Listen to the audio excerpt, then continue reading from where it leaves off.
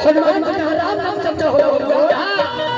तो सर्वप्रथम हनुमान जी के 3.5 घंटा पहले आगमन होला।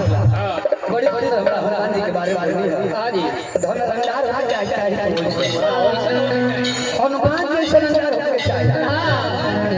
अब आज कम से कम भैया बिहार जा रहे हैं हां जी आज का रंगारी अगर देखने के बाद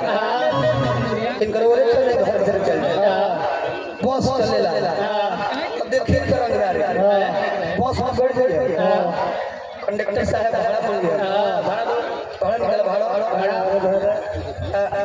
नया रोड वाला चीनी लगा तो तुम्हारे ना का चलता है करवा खोल के फिर तो वो छत में इधर तक नया का चलते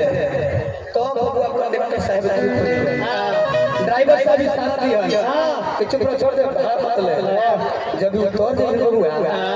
तो हरी ड्राइवर साहब अरे वो ये वाला रिश्तेदार कर रहा है कल के ना जब प्योर लगा रहा है गांगा सही से हेलो हेलो हमारे जितने जो छात्र सम्मान समारोह में बच्चे आए हैं यहाँ पर आए स्टेज के पास जो भी हमारे छात्र छात्राएं आए हैं स्टेज के पास आ जाए और उनका नाम यहाँ सूची में दर्ज हो गया सूची में दर्ज है लेकिन प्रकाशित करना है कि कौन कौन यहाँ पर पहुँच चुके हैं यहाँ स्टेज के पास आ जाए। आई ना छत्र वाले अपना अपना नाम लिखवा ले बड़ी सुंदर